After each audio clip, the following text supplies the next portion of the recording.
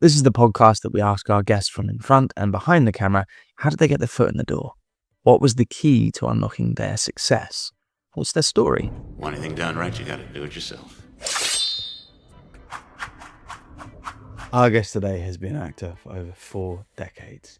He has over 300 credits, but you may know him best for his roles in Sons of Anarchy or as Hellboy. Join us as we chat about how it all started, his love for boxing, and his advice to young actors. Our guest today is actor Ron Perlman. My podcast is usually about, how someone's career begins, how it all started. And obviously you've been doing this. I mean, you've got over 270 IMDb credits, which is impressive, very impressive. How did that all begin? And how did how did the love of performing, where did that come from? My first high school play. I got cast in a play in high school. It was a very stylized kind of a fado farce kind of a thing. So I was thrown right into with the wolves in terms of coming up with a sort of a comedic, multidimensional kind of a performance, and I found that to be as seductive as anything that had happened to me. I was, I don't know, 15 years old, and so from that experience, I did every single other play in high school till graduation, then 4 years of college, just one play after another, and then 2 more years of graduate school. So by the time I got out of school, I had 8 years of stage experience, and I, even though I was terrified to go from the safe laboratory experience of school into the hard scrabble life of pounding the pavement in New York City and trying to get theater work, I didn't see any other choice. So I've been doing it ever since, and happy I found it, and I'm really happy that God allowed me the fortitude to keep going under all circumstances. I'm finally at the point in my life where some appreciation is kind of allowed to come into the conversation. I've never been one that appreciated. I was always just driven, like, what's next? What's next? How am I doing? Where am I in my career? What do I need to do to make things better or worse? Everything was judged by a hunger for stuff I hadn't achieved yet. And I'm finally, at 74 years old, beginning to understand the dreams of that 15-year-old kid, and how not only did they all come true, but way, way beyond anything I ever dreamed has become my reality. And I'm allowing myself finally to pause and appreciate how blessed my life has been, and how fortunate I have been, not only with the opportunities that I had, but how those rough times that you refer to made me appreciate the good times, and made me understand nothing should be taken for granted in this life. Nobody is owed anything. Everything is a question of fortitude, and then a lot of the grace of God. And I've been very blessed by the grace of God to feel as though, yeah, I'm a guy whose dreams have come true, and then some. That's amazing, man. I'm a big fan. So it's a big deal for me to get to hear you say that from the horse's mouth. I'd love to ask, while we're still here and got a little bit of time, do you have any advice for, actors starting out, and, not only keeping that fortitude and keep going, but do you have any other sort of advice for someone starting out now? If you want to be an actor, just find a way to act. If it's a local community theater, if it's a student film, doesn't matter about the money, doesn't matter about the circumstances. Just find a way to play roles and keep understanding what you need to do to master the craft. You're never going to master it, but you're always going to. Every experience is going to be another level of what's going to ultimately lead you to where it is you're going to go. But there's no substitution for acting itself. By the time the opportunities come in that could be game changing, you're ready for them. because you've been there, you've done that, and you've got the t-shirt. Now for a quick break. We'll be back to the episode shortly.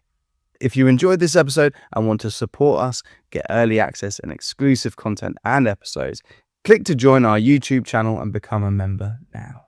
Please leave us a positive rating. Add us on Instagram, Twitter, TikTok at lifeinfilmpod. Essentially, please like and subscribe everything. It makes a huge difference. Thank you. Life in Film has partnered with Betterhelp to provide you with access to the largest online therapy service in the world. And it can all be done from the comfort of your own home, from a phone, tablet, or laptop. No commute, cutting down travel costs, and most importantly, it's affordable. With over 1,000 therapists in the UK, Betterhelp can provide access to mental health professionals with a wide variety of expertise in mental health.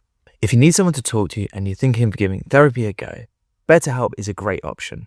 And being a listener of the podcast, you get 10% off. That's 10% off your first month at betterhelp.com/lifeinfilm. That's betterhelp.com/lifeinfilm. We are sponsored by movieposters.com. Are you a movie fan? I presume you are. Well, at movieposters.com, you can shop for all your favorite posters in one place. The #1 source for high quality, authentic movie posters. From new releases to cult classics and 100% authentic originals. Thinking of having a browse? Well, if you see a poster that tickles your fancy, as a listener of the podcast, you get 10% off. That's 10% off with promo code lifeinfilm10. That's promo code lifeinfilm10. So why not give it a go? And back to the show. Kid, I love you know I do. But you gotta let things go. I got nothing, okay? I got no wife, I got no kid, I got nothing. I'm sorry I wasn't the son that you wanted. I think the people that really matter in your life are far more willing to forgive than you might expect. This is it.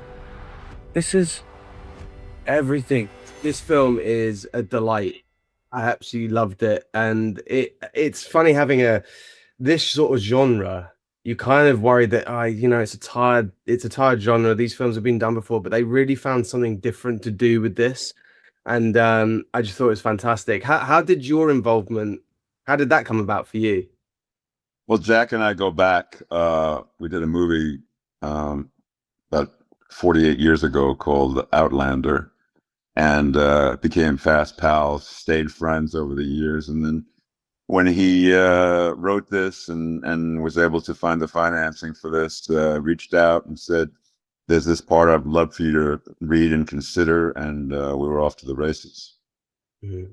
Well, it's amazing. I mean, there's a lot of you can say it's a bit like Rocky, you can say it's a bit like Raging Bull, but I love the way that this movie looks, and it can't be easy to get a film like this made and get the permission to make it black and white and to make it. I mean, it's so cinematic. Do you know if that was? I mean, obviously, when you were filming it, it's like filming anything else. But did you know that they were going to go for that look and that vibe?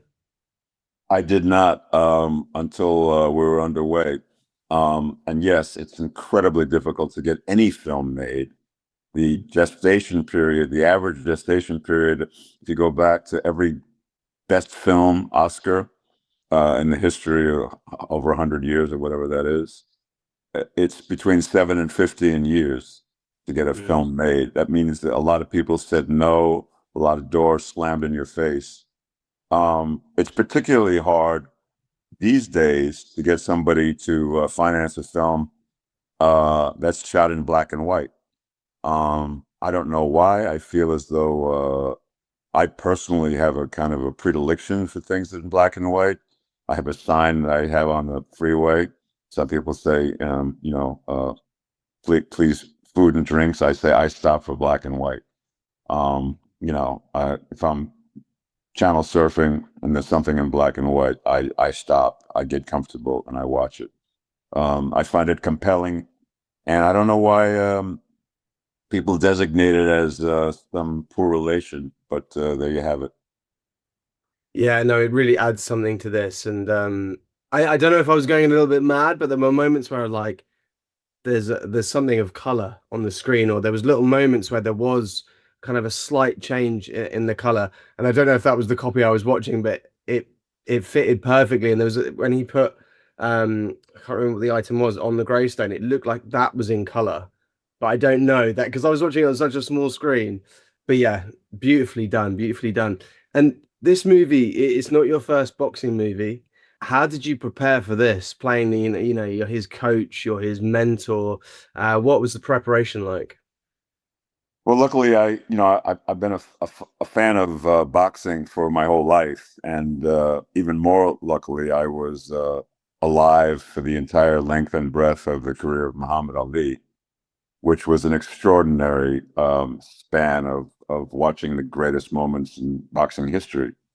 And so one knows how that all looks and feels, and one is very kind of cognizant of what happens in the corner between the boxer and the trainer and the doctor and all the other people in terms of dealing with the drama and the gravitas of the situation. So I came into the party having done all of my research in that respect. The rest of it was just reading and understanding the dynamic between Stevie and Mikey.